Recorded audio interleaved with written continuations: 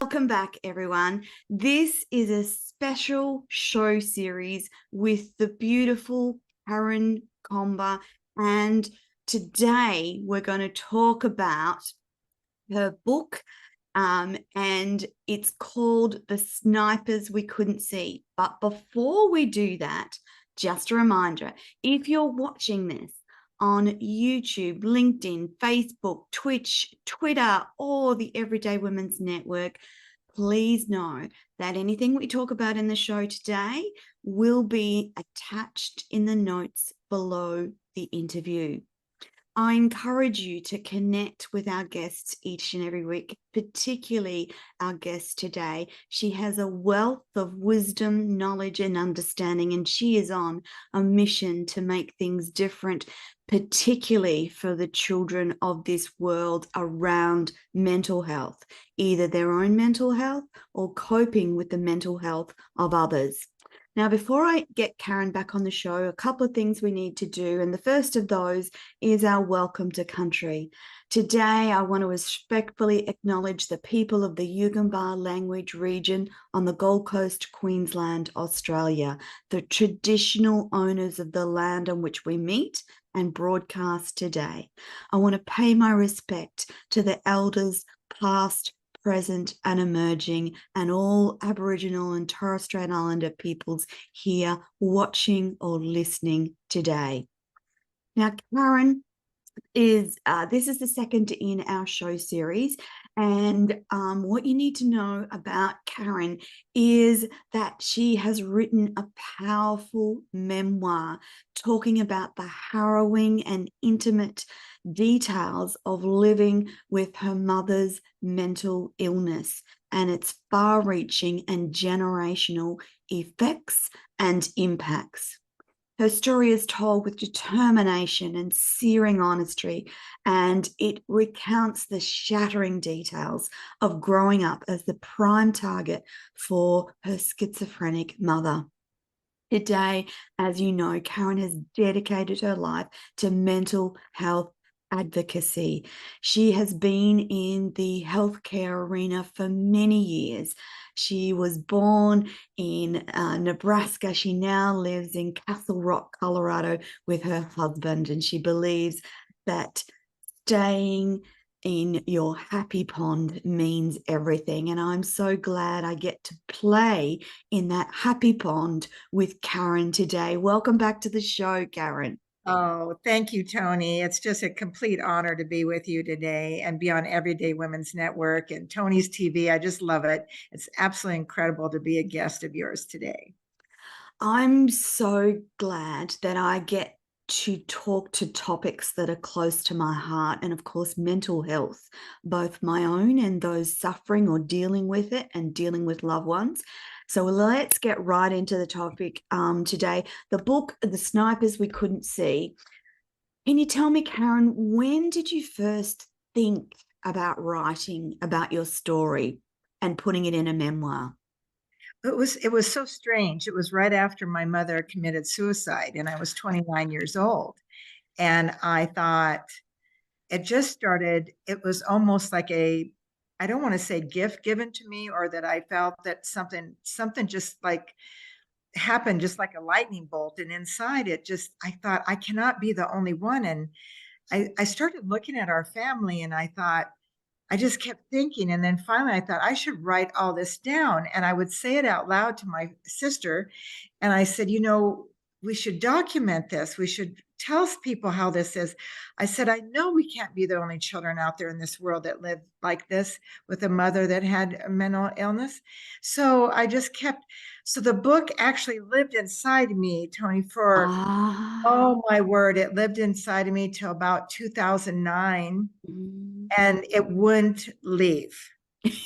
That's when I knew I had a problem. I either was going to write with it and get busy helping, or I was going to wake up with this incredible, like your cake isn't quite baked yet.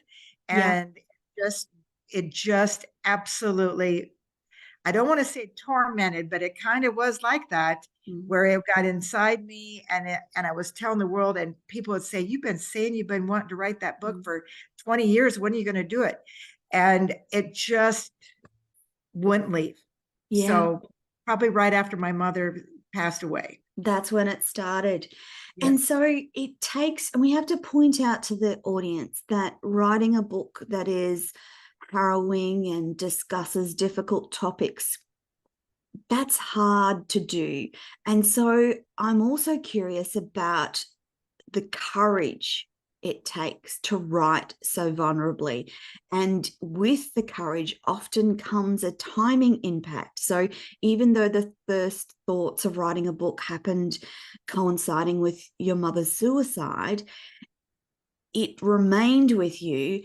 I think that it was gathering momentum, so to speak, but then it takes courage to actually sit down and write. Can you tell us about that process, Karen? Oh, yes, I would love to. And I tell a lot of young people, they say, how in the world did you get started? And I said, first off, I'm not going to sit there and tell you that it was easy, and that writing a book is easy, and that to sit down and, unless you have people hired that are your ghostwriters, it is quite a challenge that you're taking on with yourself. And when you start to tell people the truth about yourself, you find that, like, I would start, it was kind of humor me for a minute at how I got started. Yes, absolutely. People will just absolutely laugh how I got started, but I thought, I can't write it. I can talk about it, but I can't write it. So I first started the process. I got myself a recorder and I started recording, and then I'd cry and shut the recorder off. And then I sent the recording to a transcriber and she would type it out. And I found myself reading that transcription coming back to me, and it wasn't real. I was missing something, and there just wasn't the power that it should have. So I thought, well, this is not working. So I put the recorder down and I said, what am I going to do now? And I thought, okay, so lovely. There was an author and a very well known person there, Jim Fay, who endorsed my book. Yes. That created Love and Logic all over the US. And I think he went worldwide. I'm not quite sure. He was real famous. And he was my neighbor, and I was out watering my roses one day. And I said, Jim, I'm just struggling. I said, I want to write this book and I have to help children. And I tried recording, and what do you think? And he goes, I want you to go back in the house, make yourself some tea, sit down, get yourself a tablet, and write it like you're having a cup of tea with me and tell me your story. So I wrote my book handwritten. I didn't use a computer. I didn't use anything. And that's the only way, for some reason, Toni, the spiritual part of me, the pain inside of me, the happiness inside of me, the love inside of me, the unlove inside of me seemed to flow through my hand. And it wouldn't flow any other way. I couldn't type it.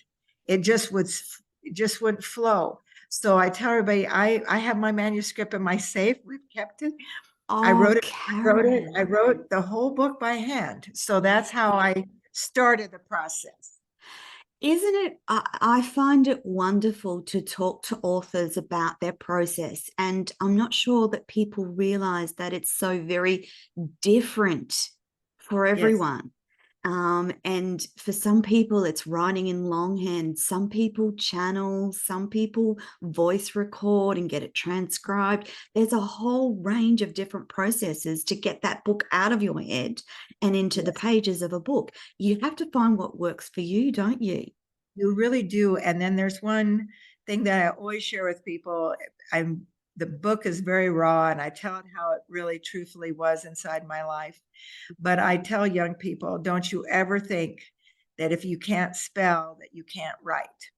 I don't know what happened to me, but I got passed through the grades, and nobody Yes. realized that I wasn't paying attention in school because I was so fearful of what my life really was. Mm. So I wasn't learning. And so I went to write, and I knew the words because I've studied, but I couldn't spell very good. And I've never been able to since all this has happened to me. Mm. So I tell people, they go, well, did you have help? I said, no, I have a funny little story there. I did have Yes, help. please. I was sitting in my room by myself, but everybody knows the word Alexa. Yeah. And I have my little black box, and she's still very sacred. She gets dusted every day, and she sits on a Oh. doily that my grandma made. And I would ask Alexa the word that I wanted to say or the meaning I wanted and what words would come and how to spell them. So Mm. for all the years that it took me to write my book, Yeah. I used my little black Alexa, and her and me wrote the book. And I say her because she is Yeah. my little friend. So that's how I tell kids, don't let even anything that's happened to you, if Mm. you're going to do a memoir or Mm. any kind of book, Mm. if you can't spell, there's Don't ways. You worry about it. can get There's Alexa, you can do anything. And the right, programs like Grammarly. yes, Like yes. I used to be a reasonable speller, but as I've gotten older, it's kind of gotten worse and worse. So I would not survive in business life without a little product called Grammarly, See, which see, corrects and yeah, aligns my work. It still yes, misses some things, but I've actually that's right. had to learn not to be so perfect about That's things right. and accept that I'm not always going to get things perfectly right. That's And that's that's exactly right. okay. But yes, Alexa, what a great idea, Karen. Well, because you can give her, you can give a definition. And a lot of times you've got all this mixed up emotions. And what I found by Yeah. doing that, I said, what words mean this? Mm. And even the anxiety inside my stomach, Yeah. would happen. And I say, so I would ask the words that I would describe, and she'd give me like 5 or 6 words, and I'd pick the one that I liked in Mm. the book. So that's why the book took me longer to write probably than most people. But when you're handwriting and you can't Mm. spell, and it's traumatizing what you're writing, but you know the words you want to say, it takes a little while to pull the right wording so that everybody, Yeah. because in my writing, Toni, I also knew that I had a beautiful editor, and after the end, Ah. the editor became, they become your right arm. And she would, we would visit on the phone. She never wrote one thing for me, but she'd always say things to me to Yes. make me think. And she'd say, so this, I help people with writing when I do like a writing class, and Yeah. we don't want to talk about mental health. They want to talk about writing. I said that, so she took me through the emotion of, she goes, in the book, you have to capture them first. Mm. And that's why in the book, people will say, well, you started the book with your mom's suicide. That's exactly what I did. I captured the people first. That's why the Yeah. suicide, even though it's not till later in the book, Mm. the chapter number 1 is the suicide. So Absolutely. I captured, and then she said, you have to make them smell it, make them feel it, make them cry, make them laugh, make them feel every bit of that day Mm. how you felt. So that's where the wording and, well, you have to Yeah. go to and know that the power of words have to be, because the person's not sitting with you, but you want them to cry, and you want them to laugh, and you want them to break. Yes. You Yes. just have to take. So that was my process. Yeah. Karen, back to that portion of the courage it takes to write those words. I don't know if it's true for you, but for me, the courage came once I started. I actually had to start before the courage kind of followed through. So it was, for me, it was just starting, and it didn't matter what that starting looked like. I just had to start. And I knew that if I did a bit every day, I would eventually get there. and the courage did come. What was it like for you? I believe, Toni, we have a lot in common there. Mm. My courage came as I wrote. Um, I found myself lost in that little girl, if you will.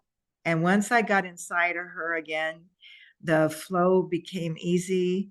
It became not always easy. I would cry. Sometimes I'd have to shelf it. I Yes. shelf the book. And people say, "What do you mean?" I said, I had to walk away from it so that I could still be functioning in this life that I'm living now. Mm. And I realized that sometimes I wasn't even being a wife to my husband. I was lost Yeah. in that little girl when he would Yeah. come home. I was Yeah. cranky, or he'd say, "What's wrong with you?" Ah, And yes. I had trouble pulling myself back out of her. So yes, the courage did come, but Mm. man, was it with a impact. It was just like an I impact. was absolutely going to add a few things, Karen, is that to get to the point where you can write about your story takes a certain amount of healing and growth, self-growth and self-love and self-empowerment. But then when you actually start to write, more things come up and you have to stop and deal and heal. I thought when I wrote mine that I'd gotten to a point of reasonable healing. And it changed throughout the writing of the book. And then when I went to produce the audio version of the book, that was another powerful series of events where I laughed and cried and sobbed, and it was very profound. So for many of us, the writing of the memoir is also healing, and the purpose that you write is about not healing yourself but helping others heal. Yeah. Yeah. Yes. And I was surprised. I don't know Yes. if you found this. I was surprised. Surprised. I really thought I was in a good place. I And know. and all of a sudden the tears are like coming down me like some kind of And waterfall, those like big, deep oh, stomach sobs of I know. And it was pain. deep. And And it was like I was crying for her, and I just wanted to reach yes, and grab her. And I'm yes. like, where is she? And then I thought, are you still in there? And Mm, I really couldn't believe the dynamics yeah, that came with the writing. It was yes. almost mind blowing that I I had that agree. that if you felt I that too, that you just had absolutely. that much inside of you that Mm, I felt like, my gosh, what if I had a lid on this jar my whole life?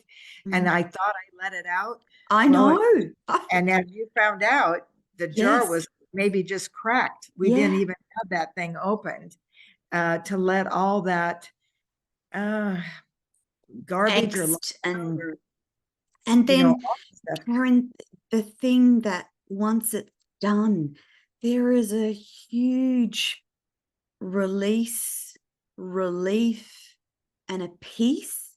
Did you Yes, find a peace once you'd finally got it all out?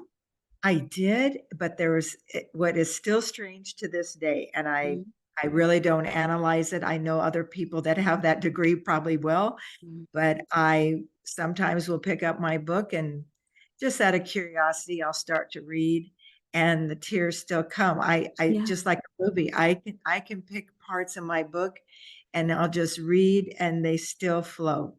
yeah, yeah. I think it's an act of Cleansing. It's cleansing, and I think it's worth it. If your life was mattered on this earth, which I believe it mm, is, mm, everyone is supposed to be on this earth, yeah, and you matter to this earth, that absolutely. you are worth crying for. Mm, yeah. You And can your cry for this girl. story matters, Karen. Yes. And the thing is that people will often attack for being vulnerable and talking about difficult things. But from my perspective is if you don't talk about difficult things, if you don't discuss what it's like to live with a mother with schizophrenia, then other people who have no idea are not helped. So uh, you need to get that out because there's a purpose behind what you went through. Or I have to believe that there's a purpose behind those difficult things that we work through as human beings. And often that purpose is just to help others understand a little bit more, heal a little bit more, do things a little bit differently. And then that leads into your advocacy work. We spoke just a little bit earlier about your editor. I have special words for my editor because I went across the globe searching for an editor who had a psychology background, because for me, it was important to explain the psychology behind healing and behavior. You spoke wonderfully about your editor.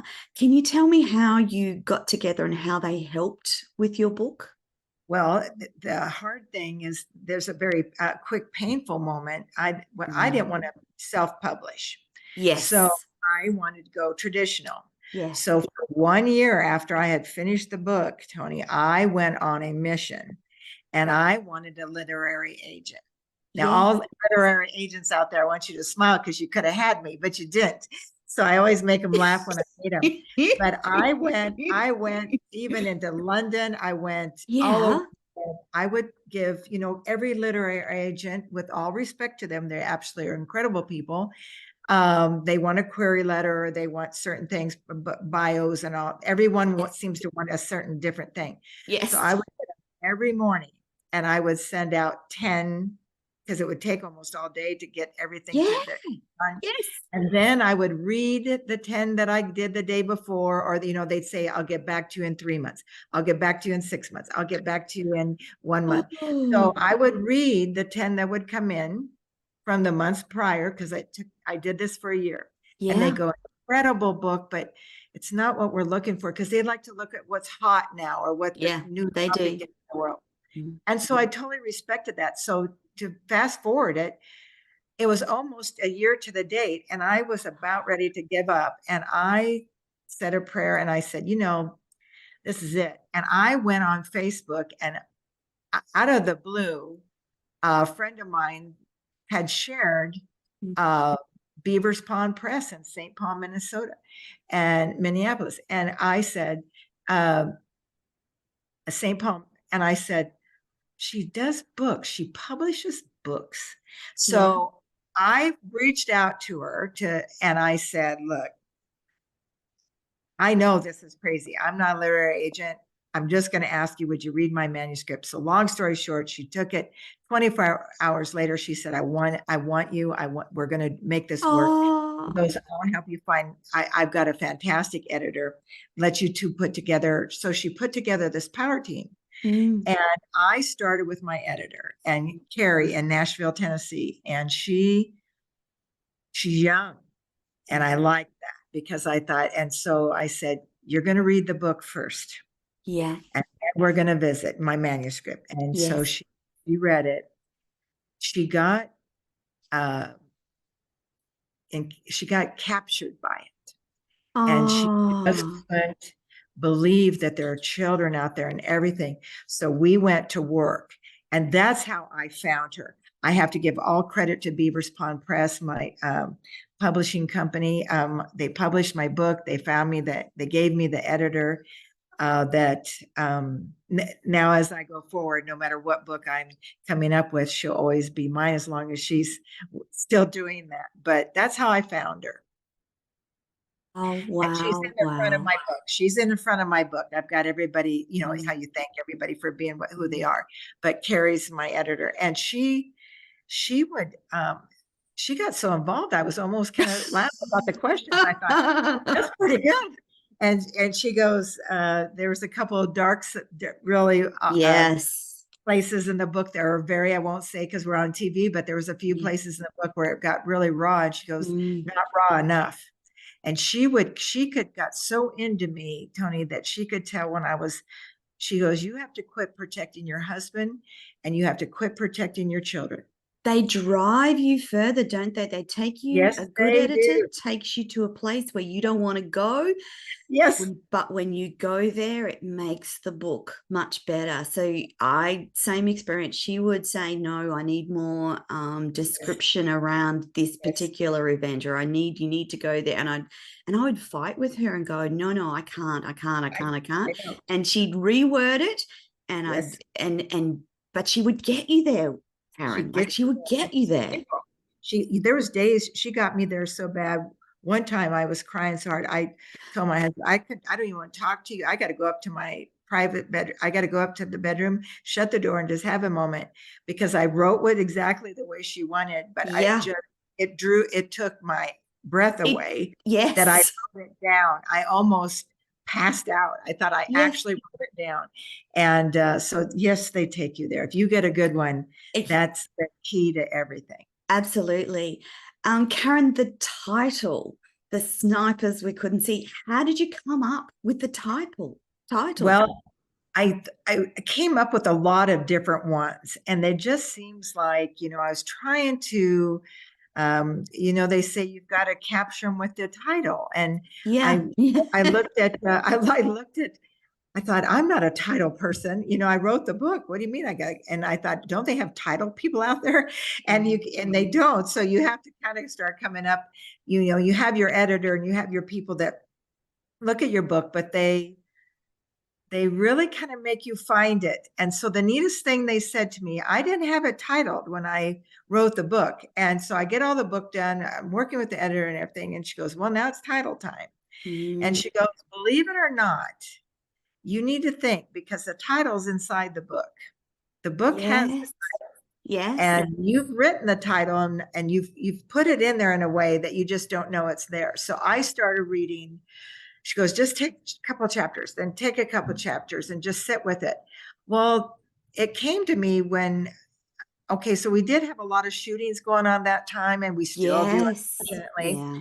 But I started thinking about when mom, only because it was daily. When Yes. I was 4 and 5 years old, it was almost daily that she, maybe even 6, she went on for a long time telling us that, screaming at me that people were shooting at our house. And I remember standing for hours, not just one time. When I tell people, I said, when I stood at that house looking for the holes that the bullet, because you believe your mother did not lie to you. So you look for these holes of bullets. And my family hunted. So Yeah. deer and stuff like that to eat. So I was looking for real bullet holes. So I actually thought that some of that was just aging from the On the side side of the house. Yeah. was that. So I thought, well, do you Oh, think I could put snipers, the snipers we couldn't see, because yeah. we Because you couldn't, couldn't see. but they were there. So that's how I came up with it. Ah, well done. It is a very dynamic, thought-provoking title for the book. And when you publish the book, and I ask this with trepidation because of my own experience, tell me about the family reaction and the greater family reaction to you publishing this book. Mhm.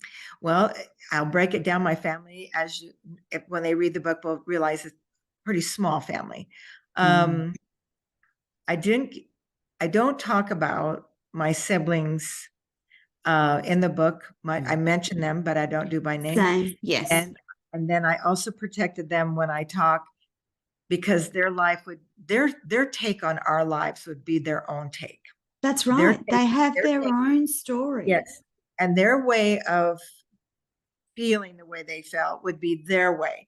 Mm. So if they write a book and do whatever they want to, then it will be from their aspect. Mm. I can tell you privately, I will share this with the world, that it's okay to be a sibling that doesn't want to be involved. My siblings Yeah. do not want to. One wishes me well, but doesn't want to talk about it. The other one don't want to talk about it at all, Yeah. and that's very okay. That they I That's think their journey and that's that is their their journey. I think story. one of them, and then they put it where they want it. Like Yeah. one of my siblings, it's best. I think he just buried it. I think it's Yeah. best to just bury it. The other one, it would be too emotional, I think. Mm. So they're not wanting to relive it. Mm. So, but okay, so other family members, what's been very interesting is cousins that were older than me have written me letters. I actually have letters that I've kept in it. Yeah. And I know as they watch your show, because I've let everybody know about your show, Yeah. um, I've kept their letters, and they've said they wish they would have done something, or they were aware of it, and they go, my gosh, why didn't we? But I wanted to let you know that my mother knew and she wanted to help but didn't know how. And so I'm getting a lot of not really apology letters, more of awareness letters going, wow, that now you really put it in perspective of what was going on behind the house, inside the house. Then I have real close relatives that um, don't think, they still believe that mental health illness shouldn't be talked about. We shouldn't have brought that up. We should have kept it buried and left it. So they're not capable of seeing what the worth of this is.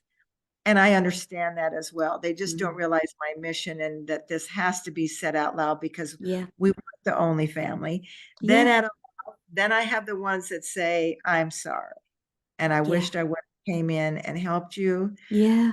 What was going on, and I should have intervened. Yeah. So I have a lot of mixture. I agree. When you write from that vulnerable perspective and it's their hard and raw truths, there's a plethora of different reactions that seem to polarize. So, I had people saying, you're lying, you're lying, you're lying. I had others that wrote and thanked me for writing what I did.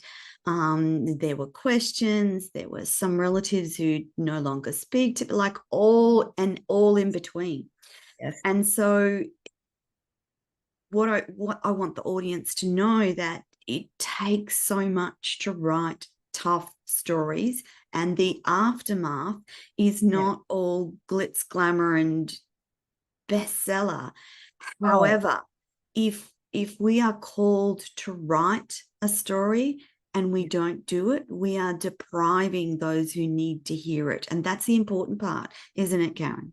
That is the important part. We did it for the children. I certainly didn't do it so that someone could sit there and go into the soap opera part of the life. And I always said, if you think that when I wrote it and I went through the tears and the hell of writing it, and the painful reliving it, help children, I didn't do it so that I could have you pick me apart, but I am willing also, I say, you pick on me all you want. I know what I did is for the children, for this world, and to make a difference. And absolutely. And so actually people like yourself, Toni, and myself and others out there that write on this, we have put ourselves out there on the line, just like if you're going to war. It's no different than military. It isn't any different. It's no different.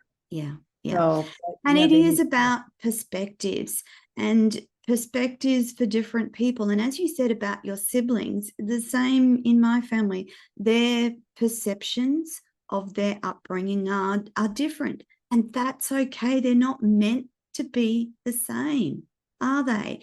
They can't be the same because they're unique.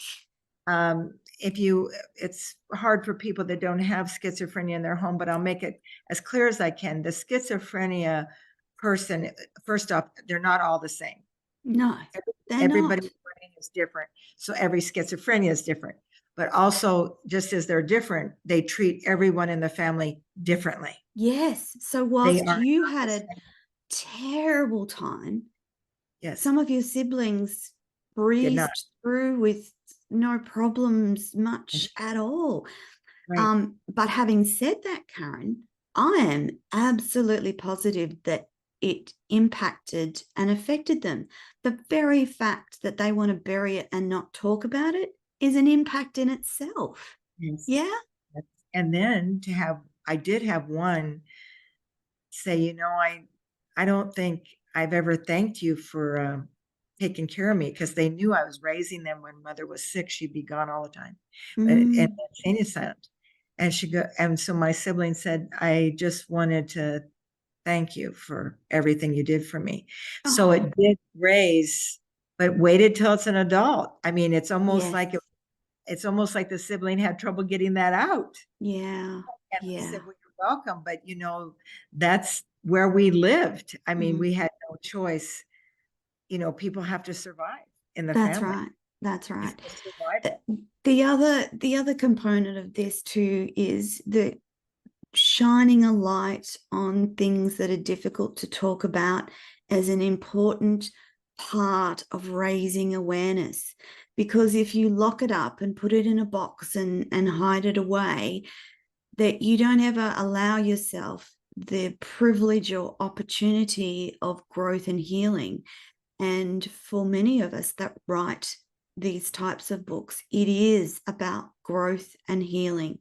I want to go through this life living my best life. And if I don't go through the process of healing trauma, I don't live that best life. No. That's a personal decision. And just as it's a personal decision for you, Karen, and for your family members as to what they take on or what they don't take on, at some point we need to be shining the light on difficult subjects. And if there was ever a difficult subject, it's schizophrenia and its unique complexity of mental illness in this world. And Karen, I'm just curious that you spend your life talking to younger people about mental health. Can you think back to a couple of the things that would have made a difference in young Karen's life? Oh, I would have gave anything, Tony. And one thing I will finish up with what everybody needs to know, that what you do and what I do and others do, we do it out of love. I mean, it's coming from a beautiful place. It's coming from Yes. we have such a heart to give, to help others, that I think we were Yes. chosen. I think we were chosen because we're strong enough to share our heart and take Mm. the brunt. But what I would have loved, I was so curious about Yes. everything in life. I was so Yes. curious. And I It's a would, gift. and I would just sit there and sometimes eavesdrop in the room, trying to listen to what my father and mother were discussing, or if my grandmother showed up when the Mm. dynamics was going on. I was trying to listen because I thought, I want to know what the world's going on here. Yeah. And I was, because the kids are so just curiosity. And so I thought, if they would have just come out of that room and said, you can be a part of this, and we're going to sit down and we're going to Mm. talk about this, and I'm going to explain to you what's going on with your mother, and Yes. we're going to give this life, our house, our lives, what we're living, we're going to give it a name, and we're going to give it the life that it needs, because it needs to be understood. And Mm. because mother, if you think about it, they had to live in the home with us. Yeah. So Yeah. here we are questioning everything they're doing, and they're not even realizing that they're not making sense. So I can't imagine in my mother's eyes what it looked like to be with people that didn't understand her, because she's Yeah. talking about the colors that weren't right. You weren't wearing the right colors that day. And so, or she'd get into her beatings, where she'd beat me and stuff. But Mm. I think in her mind, I wonder where they were. Is anybody listening? So I think if someone would have gave definition to what was happening to me, Yes. then I would have Yes. looked at my mother differently. I might have not liked it still, because who would? And the pain would still be there, but I would understand The that it why. wasn't my fault. It Mm-hmm. wasn't her fault. This was a disease that you couldn't put a band-aid on. And it was inside the head. Yeah. And I think if they would have put it simple terms, just, That would have helped. it would have helped me immensely know what, because nobody said the word. I mean, nobody even, ooh, at our house, it was I'm just, guessing that didn't come till much later in life, that wording around that description. Your mum has schizophrenia. I'm guessing that didn't sort of come into your consciousness till It never later. came in, and it Yeah, never see? got spoke, and it never was. I didn't even know the word schizophrenia till I started Yeah, studying it as an adult. yeah. And then I still struggled, because some doctor would say, as I got into my adulthood, well, your mom's manic, and then your mom's schizophrenia, then your mom's Those crazy. interlinking words make it difficult to Yes, understand, don't they? yes, So if you're talking about schizophrenia broadly, all of those elements fit in underneath schizophrenia. So yes, manic, depressive, panic, yes, all of those things fit under a schizophrenic diagnosis, but it's confusing for yes. someone who has not had that Yeah, medical, they need to do it simply. If we're going to get Yes, after the children, use simple terms, simple wording, like, okay, why when your arm's broken, you go to the doctor and they do an x-ray and they've set yes, it. So yes. let's just talk about the brain. We can't set it in a cast, but the No. brain's hurt. Yeah. And so you tell them, just say, your parent or your guardian, whoever it may be in your Has a family, broken brain. has a broken brain right now, and we're trying to fix it. Mm. Start making it simple, because that Yeah, kid's going to get it. they And are. They're they just, it's just like when you tell them to put on your coat when it's cold outside. You mm, tell them not to drink too much pop. You tell mm, them, if you touch a fire, you're going to get burnt. burnt. Mhm. They absorb Mm. simplicity. Yeah. And so quit trying to make it so hard on that little kid. Mm. Just tell them the brain's hurt, and we've got, We're you trying to know, fix it. Yeah. we've got to Yeah. try to fix it. Yeah. Yeah. Karen, in seeking assistance and further conversation about mental illness, do you see much change in the supports that are off? So there's supports for people with mental illness, but for the carers and the children and the husbands or wives or whatever it is, do you see much in terms of support improving for them in the time that you've been doing this work? I love to say I've been working with the president of NAMI here for part of the Mm. state of Colorado. Yeah. And unfortunately, I go to the source where they really see the children and they see the statistics and they're Mm. seeing some stuff. Um, Unfortunately, not. Yeah, I, that's was my I see, fear as well. It's I not. feel people are saying that they are, and we talk about it. It's real easy for people to say, well, we're addressing mental health, and they just say Mm. it. And but Yeah. when you dig down deeper, there's not a thing being really Yeah. done. Yeah. And then we have to go further with that. So people say, well, maybe they need to see a psychiatrist, and maybe they need to see a counselor. I'll tell you what, you need to also know insurance isn't paying. So then people don't have the money or the Yeah. means. And what if Yeah. this is a family that's blue collar, or if they're Yes. on Medicaid? There are people out there that can't afford to go to these places. And then they're trying to deal, the other one's trying to deal with taking Yeah. care of everything at home. They don't have the resources or the time. Mm. So you need to really realize, to help these people, we got to help their children in school. And I think programs need to start happening for these children, because where Agreed. else are we gonna do? We have to go where they are. We have to Yeah. go where they are, and Yeah. they're going to school. Mm. And the parents getting them to school, already bringing, paying for their lunch and everything. Yeah. So Yeah. Yeah. sometimes that's all that parent or the guardian can do. This isn't a rich man's disease.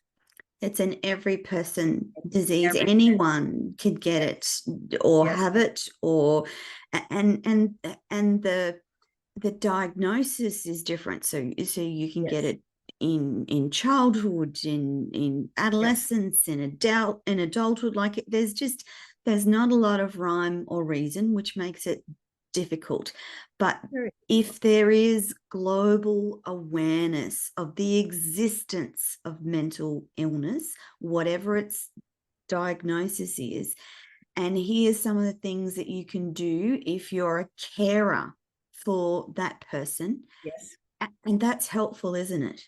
it's very helpful. And I've really, that's my whole thing in my life. What I'm doing is not, I don't want to just talk about it. I'm doing things about You it. are. So when I'm reaching out with the Jason Hopkins of the president of NAMI here in Colorado. And then I have a professor in San Diego, and now another PhD gentleman joined me yesterday. And then a doctor has joined forces, and we're going to go see the governor, and we are going to put together a program, and we're hoping to get that appointment with Dr. Jill Biden. And I will say it out. Absolutely. Absolutely. Keep I saying that won't. out aloud. Yeah, you got to say it out loud, because I if want a nobody, photo of that moment. Yeah. and you're going to get, because I do know that if you don't say it out loud, it's not going to, the world's not going to hear you, and it will not happen. So I'm on a mission, and we're on a healthy mission to get this as fast as we can into children and help them so that there is Understand and understand. Because not once feel you so just, alone because of yeah, can all you our imagine? conversations, Karen. It's the little Karen that I want to hug and Yeah, go, that's, yeah, not alone. We yeah. know And get this to is them happening. and explain to them, they're going to start to thrive, and they won't have this self-esteem that's blown completely to smithereens, Yeah. and their self-worth will start coming back, and their Yes. love will start coming back, and their knowledge. Yeah. And then all of a sudden they get to have the life that they Yeah. were born on this earth to have. Absolutely. And even for those kids in particular, even if there was 1 hour in a week where they could just sit with people that understood what they're going through and what they're dealing with, that would have monumental impacts on their ability to cope and their ability to deal with what they're going through. Yeah. Yes. And yes, and family members also need to step up. Oh, Even child for a milkshake. Take the child for an order of French fries. When my aunt used to take walk me for along the French fries, beach. yeah, If she had there's no idea what any, she did for me. I sat there in yes, that drive-in with her, and we'd have a hamburger and French fries. And for just that little bit, you're giving that child rest. yes. You're giving that child rest. So And these you're aren't giving them big things, Karen. normalcy. These It is, aren't because big asks. They're not onerous no, tasks, but they impart to that child that it's yes, okay. For the next hour, you're a yes, normal kid sitting in a yes. movie theater, having an ice cream and not having to deal.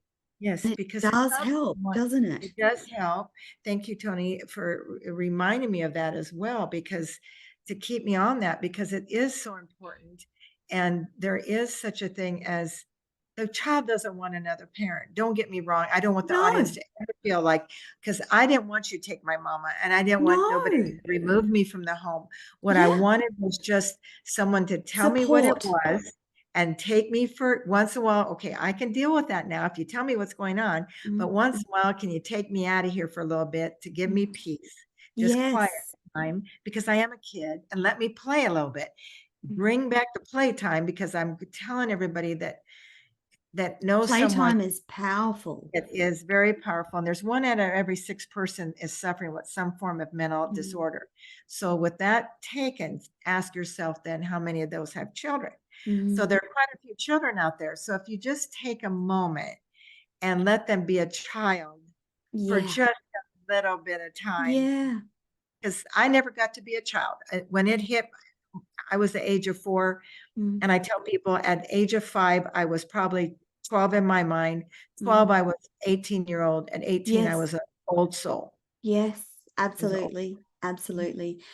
Karen, the book has led to some wonderful things, not just for you, but for the world. We've talked about the book and your advocacy and your plans for the future about programs for school children. What are some of the other things that it's led to for you, Karen? Well, it's led me to meeting wonderful people like yourself, Toni. I am Oh, so, Karen. it's so true. I mean, and knowing that you had that in your life and meeting you has just been like an honor to me. I've met some incredible women Yeah, that changing this world. I do feel that something's, we've talked a little definitely bit about that. happening. Yes. I'm getting more and more women are meeting them and meeting them, but they're not just, it's just like yourself. You're helping me bring change. I mean, it's Yes. almost like it's bigger than us. Mm, So what I agree.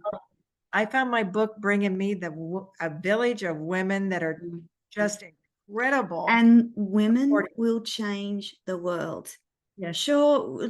And this is, again, I keep saying this because there's men out there that immediately bristle up and go, oh, but men are, it's not about that. Yeah. I know as a woman, women are changing the world. Women are stepping up. Women are creating change that will last for millennia. So we've been in a bit of a funk for millennia. It's changing and it needs to change. And our age group in particular are adamant that things will change for our grandchildren and our great-grandchildren.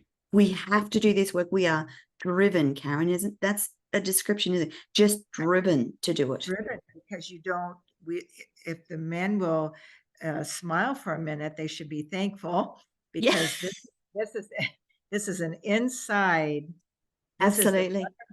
Nurturing part of a woman that will not let young, just like an animal, will not let the young. Like a tigress with her young. Yes. We are adamant things must change.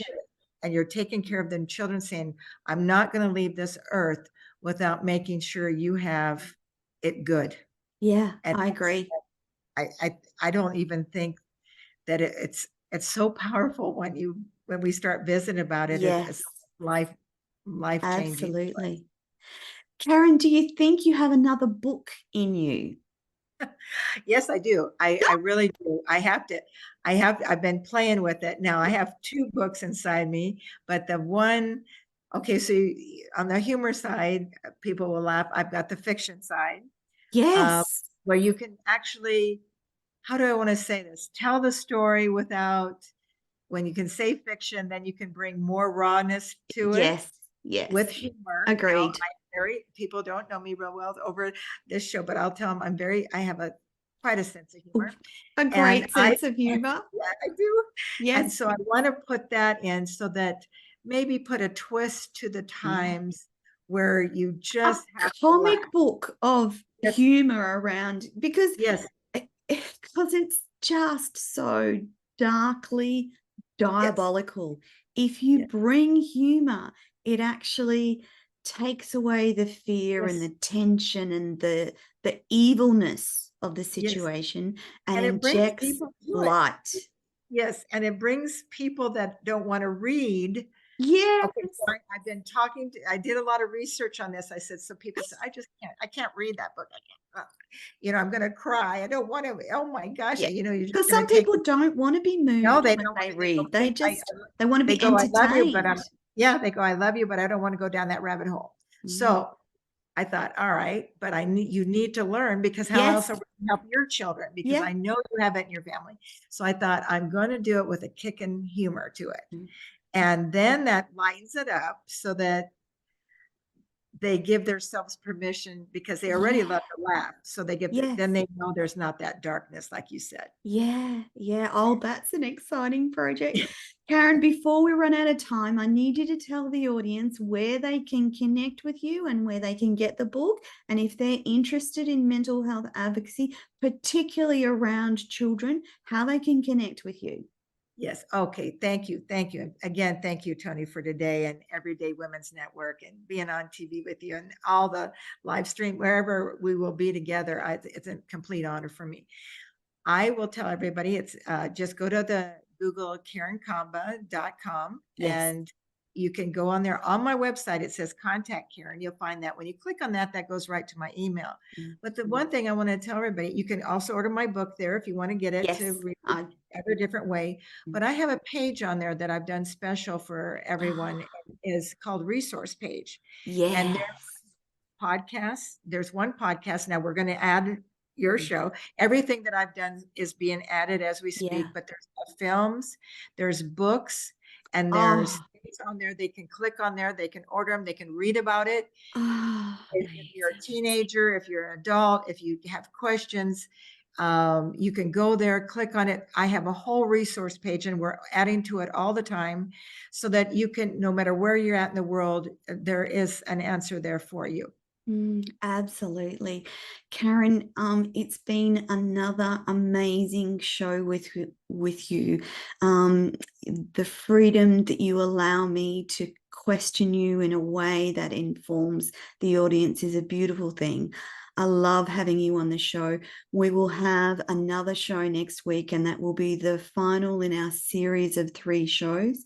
And I'm hoping that these shows contribute to the ongoing conversation around children either coping with mental health issues themselves or living in a home that is dealing with mental health issues. Karen, it's a blessing to know you and to work with you and have you on this show series. I'm incredibly grateful myself that you allow me and be vulnerable with me on camera today. So thank you so much. Wonderful audience.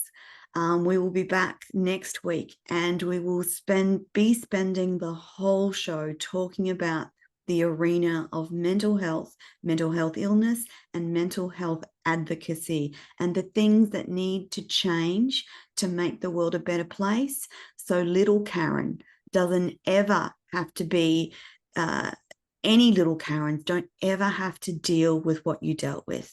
Yeah? Yes. Thank you so much, Karen. I will see you Thank again you next week. I'll see you next time. And thank you so much. Love you. Thank you so much, audience. We will be back with the final show with Karen next week. We're looking forward to it. We'll have another wonderful conversation. That, my friends, is your lot for today.